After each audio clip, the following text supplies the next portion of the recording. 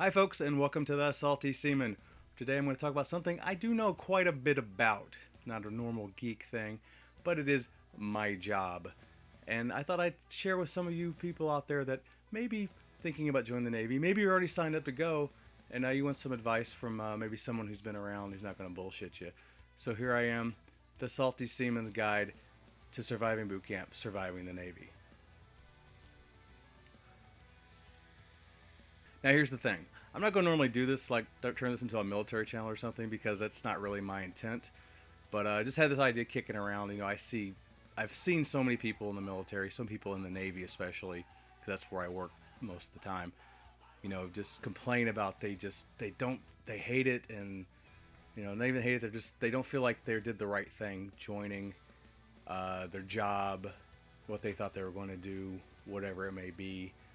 So here's some things I've seen in my 19 years that might help you if you're thinking of joining, or if you already are signed up in DEP, Delayed Entry Program. Things to do, things to keep in mind. So here's my top tips. Tip number one, don't oversweat boot camp. All right. I'm not saying don't be unprepared. I'll talk about that in a second.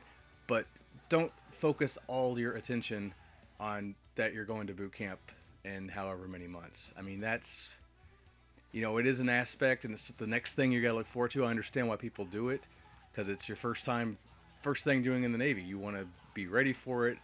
You're thinking like, what should I do? What should I bring? What should I research this? Should I be, what's it going to be like? And yada, yada, yada. And that's great. Definitely understand what you're in for that.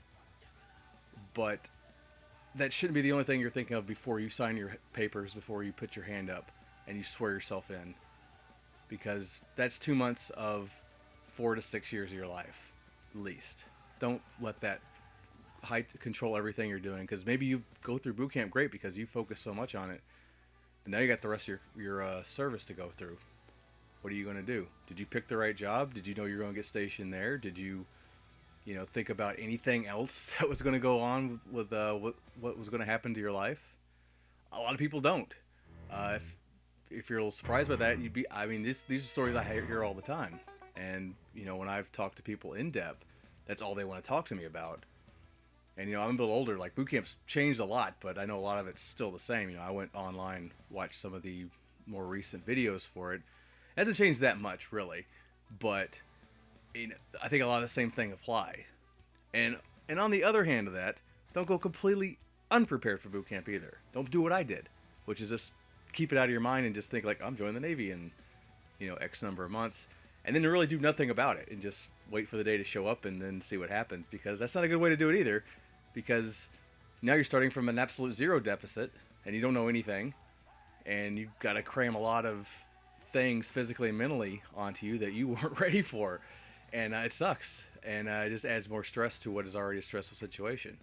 Now that said, I will offer a few tips here before I get on to the rest of my tips. Just to show I'm not, underselling boot camp. So here's a few tips for boot camp. Number one, show up in shape. This should go without saying, but I didn't. I know a lot of people don't. I think there's a mentality of, well, I'm going to boot camp, they're going to get me in shape. And you passed your weigh-in physical, so you're like not completely obese or anything. But if you're not a person who's done a lot of athletic activity, if you're not a workout person normally, you didn't play sports, and you're just thinking, well, I'll learn to do all the physical stuff in there, it's going to suck for you, because you're starting from a deficit now, and getting out of that deficit is possible. I mean, this is not the Marine Corps, this is not even the Army, but there's still a lot of physical activity you need to do. So if you're just a lazy slug who just sits around and plays video games all the time, and you don't ever go out and do regular, real, concentrated physical activity, calisthenics, running, any of that kind of stuff, you're in for a world of hurt. Now, if you've been a very active sports person, say if you're right out of high school, you played football, cross country, any of those things, you're probably fine, as long as you've kept up that. If you're just a workoutaholic, you're just a gym rat, yeah, you're totally fine. This is not going to kill you. Again, not Marines, not Army. But if you're not, better start, a few months out, maybe more than that, 4 or 5. I mean, if you've got time, start now, whatever time you have. Start running a couple times a week, 2 to 3 times at least. If you're brand new at it, try to hit 20 minutes. Even 20 minutes is hard. Walk when you have to, then start running again. Just keep at it till you get up to about 30, and try to run 30 minutes, like 2, 3 times a week. I'd say definitely at least 3. Just do calisthenics. Get an aerobic system. There are billion DVD sets. There's a billion things on the internet you can look up. Any of them will be fine. Just get you in the habit of doing that stuff. Just body weight resistance, push-ups, jumping jacks, sit-ups, all that good stuff. You want to go TX90, P, 350, T1000, whatever those things are. Lighten up, Francis. Stuck up. That was great. You want to do Taibo? You want to do DDP yoga? Do them. Any of those are fine. Just pick one and start working out, or get a workout buddy, someone knows what they're doing, anything like that. Just start doing regular calisthenics. Start running regularly, because you will run. That's the beginning and short of it. You will have to run in boot camp, and you will have to pass a bunch of run tests. So start running. Advice 2: get sleep before you go. It's that last week before you go. You shouldn't be doing anything anyway. Just relax a lot, meditate, think about everything that's going to happen. Don't overthink it. Don't get stressed, but try to get your mind focused, get your mind straight, and sleep. You will not know how much you're going to miss sleep, because you're not going to get as much as you think you are. Even if you're a person who doesn't sleep a lot, if you're like one of those 4 hours a night people, it's still going to suck. So get a lot of sleep. That last week, if you normally sleep 8 hours, and you have nothing else to do, and you're just getting up because it's 8 hours over, make it 10. If you feel like taking a nap, take a nap. Just anytime during that last week, get your sleep in. If you have childcare issues, or you're just one of those people that have to work up till the day you go to boot camp, I wouldn't recommend it, but if you have to do what you have to do, but try to work around that. Night before, definitely, you go to MEPS, you get in that MEPS hotel the night before, just go straight to sleep. You're getting up at 4:30, and then you're not sleeping again for God knows how long. So go to sleep. Bring some melatonin with you. Don't bring any prescription stuff, they'll pop you on a piss test. But if you need something to help you get to sleep at night, take it. Go to sleep as soon as you get to the hotel room. Just sleep till 4:30 or whatever time your wake-up call time is. Get as much as you can. Third one, pay attention. This should go without saying. You think like, well, yeah, of course, I want to get it right. You'll be surprised what you don't hear. When you're stressed, when you're tired, you've been standing there listening to somebody talk for a long time, your mind will start drifting. You'll start thinking about other things. Think about how you want to go home. Think about how you want to sleep. Think about your feet hurt. Whatever it is. Don't. Pay attention, because this is what it's all about. Attention to detail. That is their main thing they're looking for out of you, is that you can follow direction and you can follow intricate directions. They're telling you how to do something. Listen to every little detail of how it's done. Don't think, well, I'll figure it out along the way, because you'll screw something up.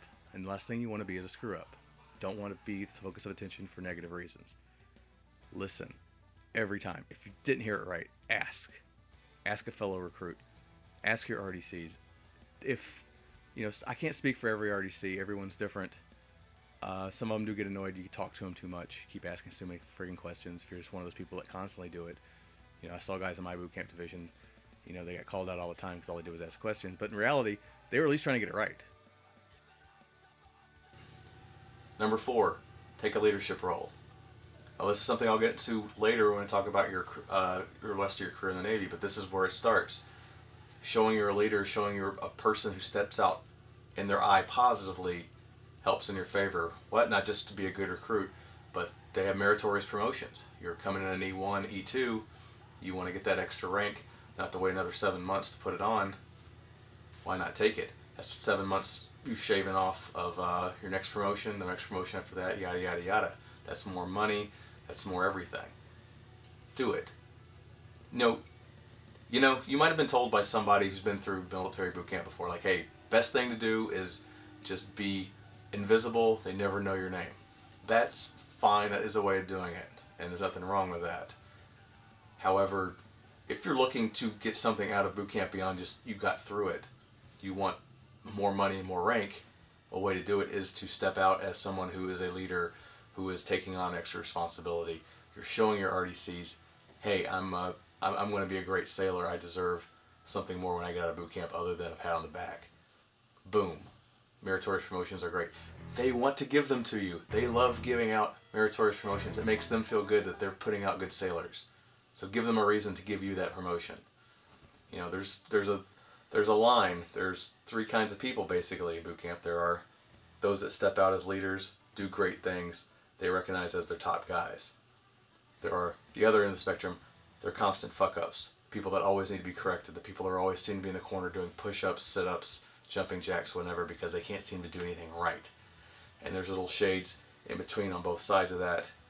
And then there's those guys right in the middle who they don't know the names of until they shake their hand at graduation. They're like, were you in my division? Just Schmuckatelli? Yeah, I remember your name on the roster. You're like, this, I swear to God, it's the first time I've ever seen you. Cool, if you want to be that guy. But if you want a little money, you want a little rank, and you think you have the ability to be that guy, that leader, that person that steps out, I would suggest going for it. Don't try to be a fly on the wall. Definitely don't try to be the fuck up. I mean, no one wants to be that.